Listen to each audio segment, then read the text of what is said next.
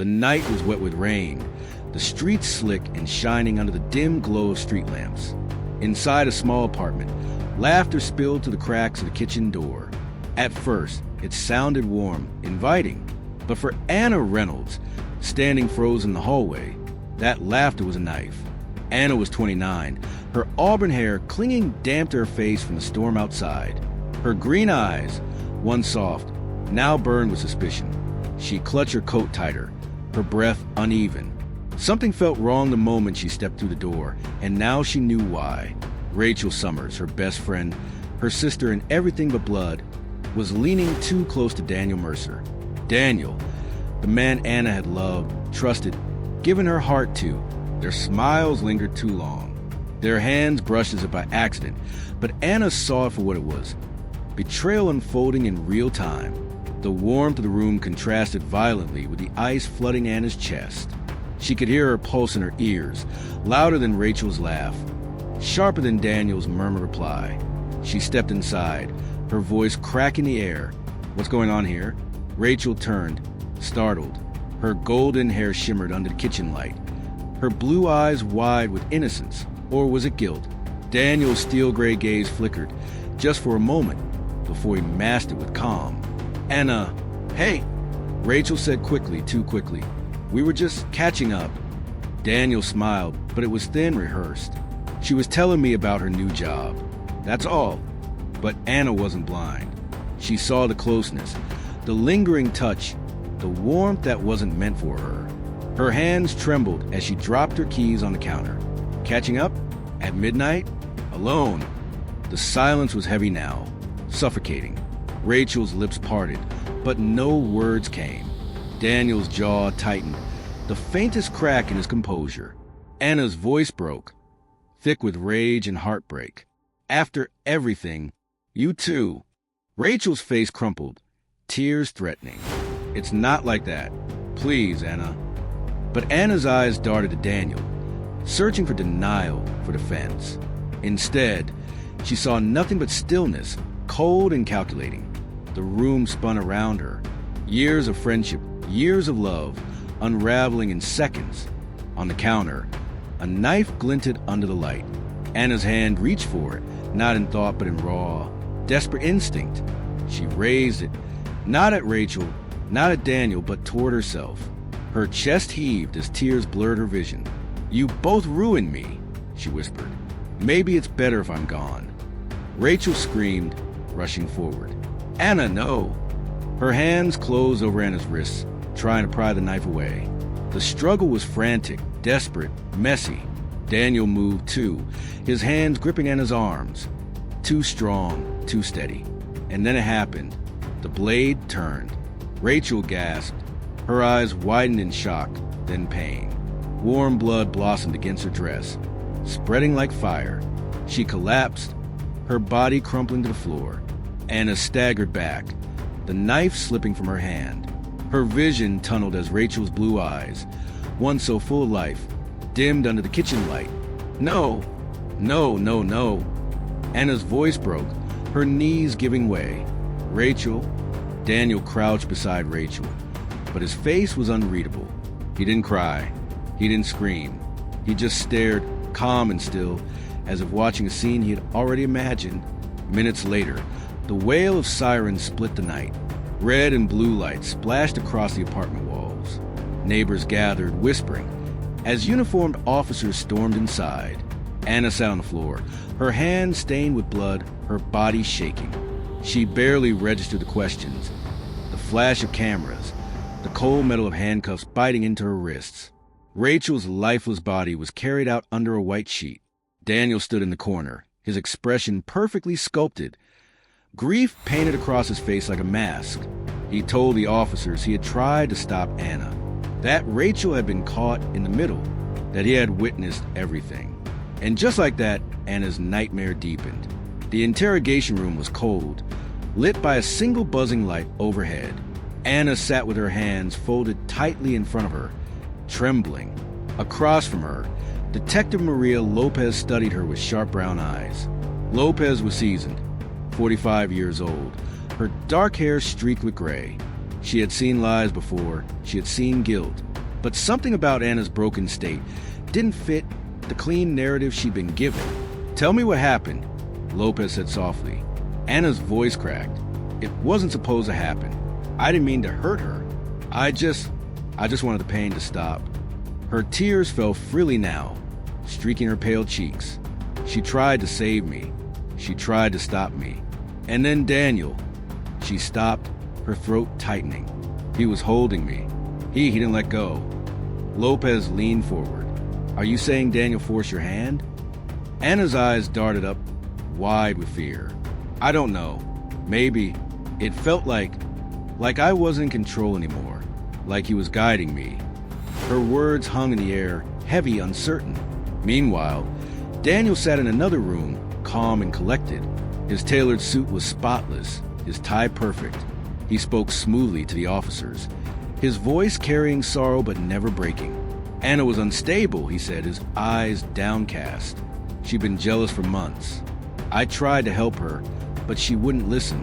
Tonight, she snapped. Poor Rachel was just in the wrong place at the wrong time. The officers nodded, scribbling notes.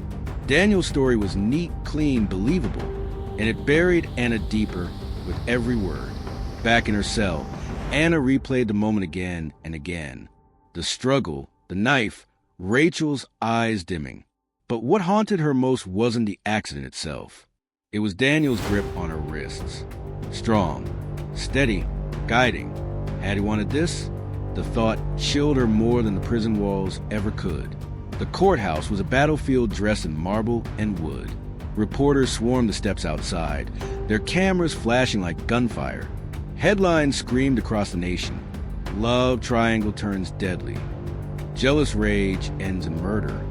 Inside, Anna Reynolds sat at the defense table, her auburn hair pulled back, but still disheveled from sleepless nights. Her green eyes were bloodshot, haunted, her face pale against the harsh lighting. The jury avoided her gaze. To them, she was already guilty. Across the room, Daniel Mercer sat with perfect posture. His dark suit hugged his frame. His steel gray eyes glimmered with practiced grief. To strangers, he looked like a man who had lost everything. His lover dead, his friend condemned. But Anna knew better. She could see it in the corners of his mouth, the stillness of his hands. He wasn't broken. He was in control. The prosecutor wasted no time painting Anna as a monster. He paced before the jury, his voice sharp and unforgiving. "Ladies and gentlemen, this was not a tragic accident. This was passion turned violent."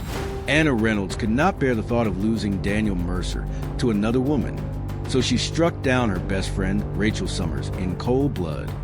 The words landed like hammer blows. Each one slammed into Anna's chest. On the screen, photos appeared. Rachel's bright smile, Rachel's lifeless body on a stretcher, the bloody knife. Gasps rippled through the courtroom.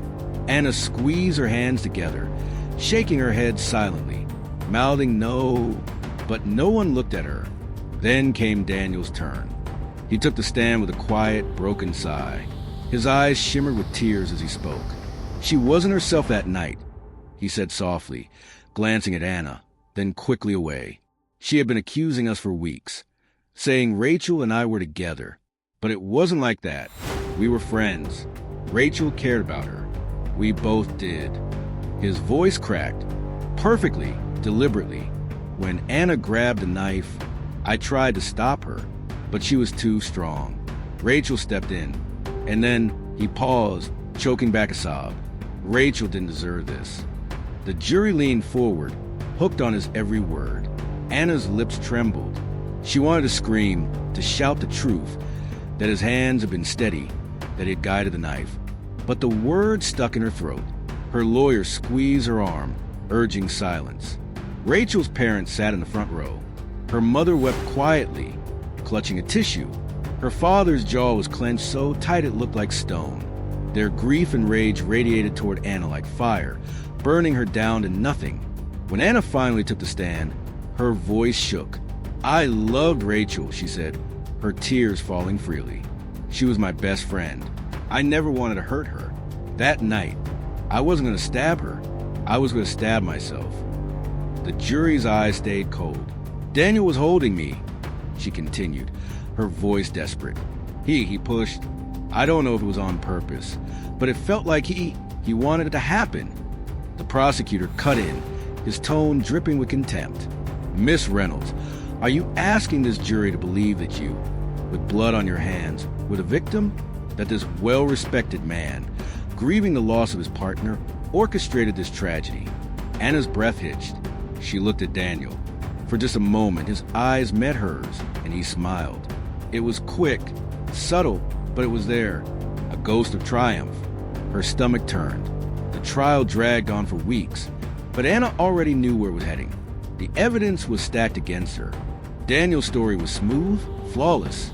When the verdict finally came, the courtroom fell into a deadly hush.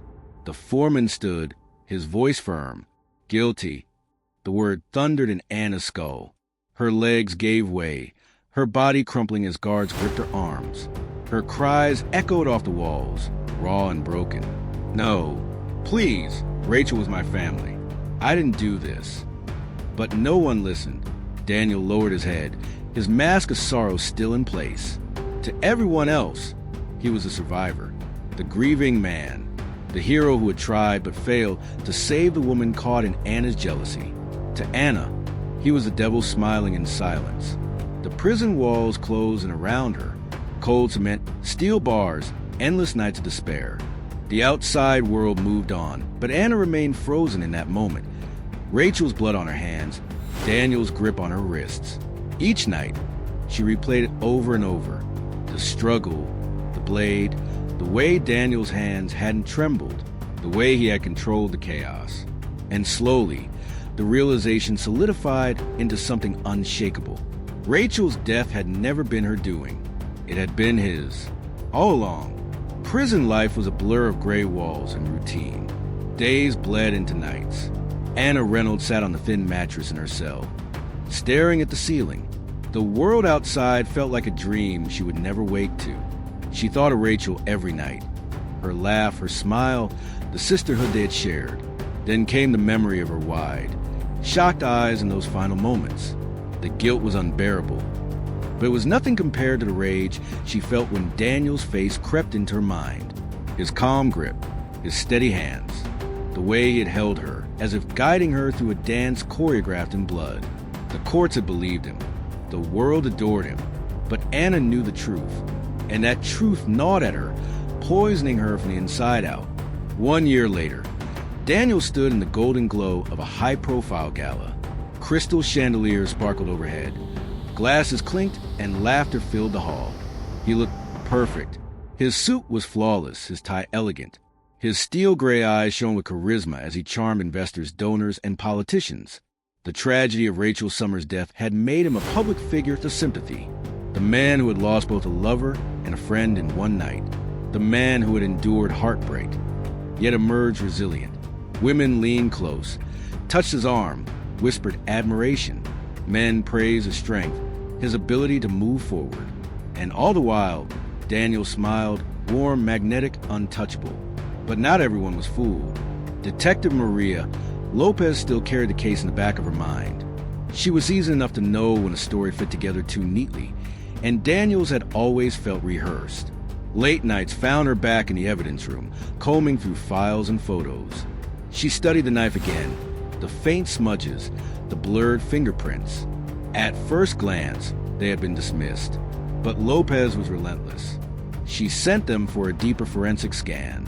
When the results came back, her pulse quickened. Among the chaos of prints, one stood out. Clear, distinct, Daniel Mercer. Not on the handle, not on the blade, but on the hilt. Exactly where someone's hand would rest if guiding another's grip. Her breath caught, the pieces snapped together. Anna hadn't lied. She hadn't lost control. Daniel had orchestrated the whole thing. Back in her cell, Anna sat in silence, unaware that the truth was clawing its way to the surface. She had stopped hoping for justice. Her heart was hollow, her body a shell. But somewhere in the files Detective Lopez now clutched, her salvation flickered. Meanwhile, Daniel raised his glass at the gala, his smile dazzling beneath the lights. To the world, he was the picture of resilience. To Anna, he was a devil in disguise. The camera of life lingered on his face, capturing the perfect mask. But beneath that mask, cracks were forming, because jealousy doesn't vanish. It festers. It waits. And when it rises again, it always leaves behind betrayal and blood. The final shot freezes on Daniel's steel-gray eyes, glinting under the chandelier's glow. Eyes that had lied. Eyes that had killed. Eyes that were finally being watched. Thanks so much for watching all the way to the end. If you enjoyed the video, don't forget to like, subscribe, and share.